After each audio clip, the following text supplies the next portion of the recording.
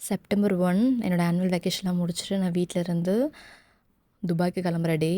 வீட்டில் எல்லோரும் ரொம்ப சோகமாக அழுதுகிட்டே அனுப்பி வச்சாங்க. நான் அழவே கூடாதுன்னு ரொம்ப ஸ்ட்ராங்காக இருந்தேன். என்ன தான் அழவே கூடாதுன்னு ஸ்ட்ராங்காக இருந்தாலும் நம்ம அப்பா அம்மா அழும்போது நமக்கு அழுக வரும். எனக்கும் அப்படி அழுக வந்துச்சு. எனக்கு போகவே பிடிக்கல துபாய்க்கு. எனக்கு ஃப்ளைட் ஏறும்போதெல்லாம் ஏன்டா போகிறோன்னு தோணுச்சு. போய் இறங்கியும் அப்படி தான் தோணுச்சு.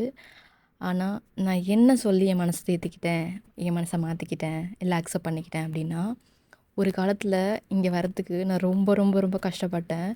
லைக் 4 இயர்ஸ் முன்னாடி எனக்கு இந்த ஆஃபர் வந்தப்போ எங்கள் வீட்டில் நான் மாதிரி போகணும்னு சொல்லி கேட்டப்போ அவங்க என்னை விடவே இல்லை. ஏன்னா எங்கள் ஊர்லலாம் கல்யாணத்துக்கு முன்னாடி வேலைக்கு போகிறதே பெரிய விஷயம். அதுவும் அப்ராடுக்குலாம் வாய்ப்பே கிடையாது. எனக்கு தெரிஞ்சு எங்கள் ஊர்லேயே நான் தான் அதை பண்ணுறேன்னு நினைக்கிறேன் ஃபஸ்ட்டு. அதனால் அவங்க அதை விடவே இல்லை. நான் ரொம்ப அடம் பிடிச்சி பிடிவாதமாக இருந்து, இன்னும் சொல்லப்போனால் எங்கள் அப்பா அம்மாவுக்கு பிடிக்கவே இல்லை நான் இந்த டிசிஷன் எடுத்தது. ஏதோ பண்ணி தொலைன்னு தான் விட்டாங்க.